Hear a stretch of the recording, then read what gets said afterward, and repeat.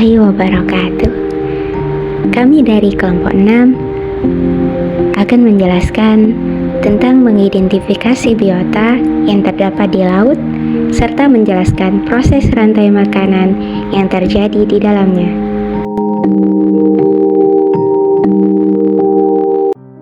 Hai, saya Rahmadayanti akan menjelaskan materi tentang pengertian biota laut. Baik, di sini kita akan menjelaskan tentang pengertian biota laut.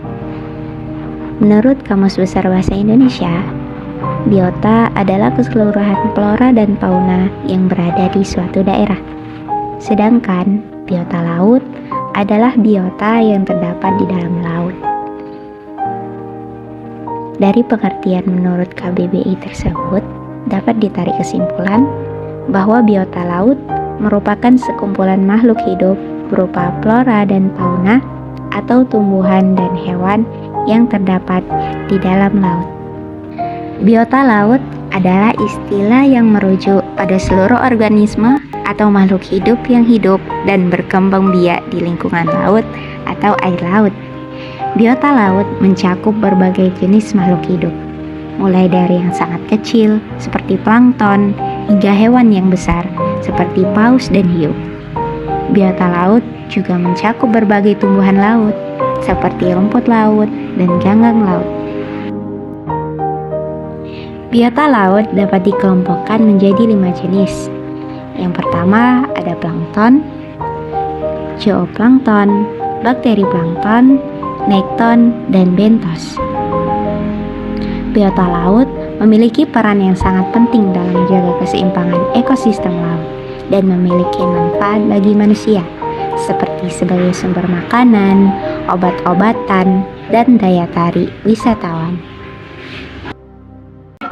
Saya Mutiara Hutauruk. Di sini saya akan menjelaskan tentang jenis-jenis biota laut.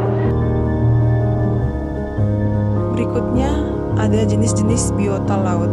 Ada 5 jenis-jenis biota di dalam laut. Yang pertama, fitoplankton.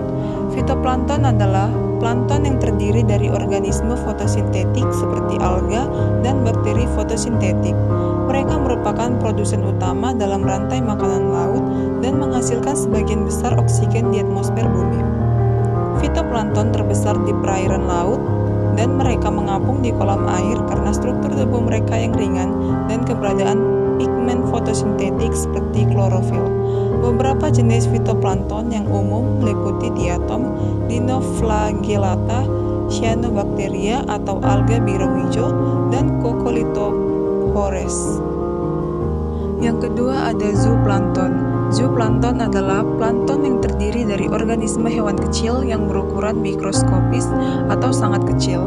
Mereka termasuk dalam berbagai kelompok seperti krustasea atau misalnya krill, larva ikan, larva kerang, dan protozoa. 3. Bakterioplankton. Bakterioplankton adalah plankton yang terdiri dari bakteri yang hidup di dalam air. Mereka berperan penting dalam siklus nutrisi laut dengan memecah bahan organik dan mengubahnya menjadi bentuk yang dapat digunakan untuk organisme lain. Bakterioplankton memiliki peran yang signifikan dalam ekosistem perairan. Mereka merupakan dekomposer utama, bertanggung jawab untuk menguraikan material organik yang terlarut atau terendap di air, mengubahnya menjadi bentuk yang lebih sederhana yang dapat digunakan oleh organisme lain untuk digunakan kembali dalam siklus nutrisi. Proses dekomposisi oleh bakterioplankton ini penting untuk mempertahankan keseimbangan nutrisi di ekosistem perairan dan untuk mendukung pertumbuhan organisme lain di dalam rantai makanan.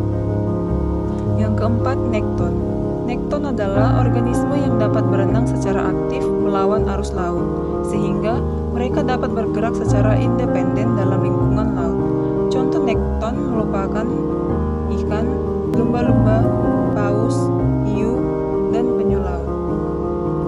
Yang kelima, bento. Bento atau bentos adalah organisme yang hidup di atau dekat dasar laut. Mereka biasanya terikat pada substrat laut seperti batu, pasir, lumpur, atau karang.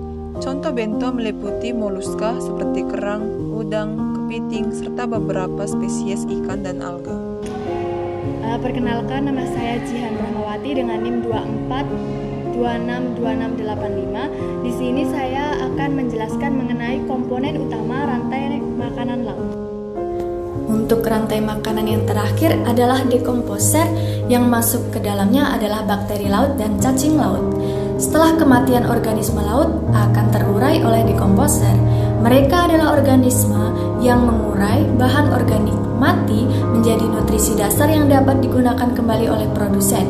Bakteri laut adalah contoh utama dari dekomposer ini, tetapi ada juga banyak cacing laut dan organisme lain yang berperan dalam proses dekomposisi ini.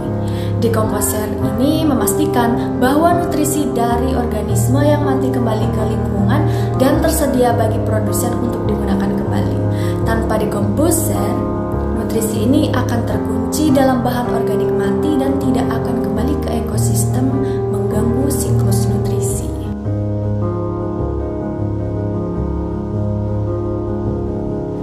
Komponen utama rantai makanan. Ekosistem laut adalah sebuah interaksi antara makhluk hidup dengan lingkungannya yang berada di perairan bahari yang sangat luas dengan kadar garam yang sangat tinggi. Keragaman hayati yang terdapat di ekosistem laut ini cukup banyak. Biota alam yang dapat berkembang di ekosistem laut mulai dari hewan bersel satu, invertebrata, hingga mamalia.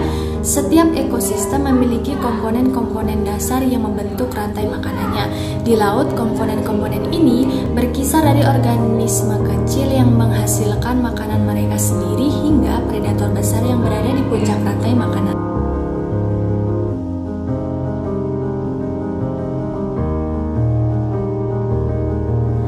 Selanjutnya adalah konsumen sekunder dan tersier. Yang masuk ke dalamnya adalah ikan karnivora, cumi-cumi, dan hiu. Konsumen sekunder adalah organisme yang memakan konsumen primer. Contohnya adalah ikan karnivora seperti sarden dan makarel yang memakan zooplankton. Selanjutnya pada tingkat tersier kita memiliki predator lebih besar seperti hiu dan paus orca yang memakan ikan karnivora. Setiap tingkatan dalam rantai makanan memiliki peran penting dalam mengontrol populasi organisme di bawahnya. Misalnya, jika populasi hiu menurun, dapat menyebabkan peningkatan populasi ikan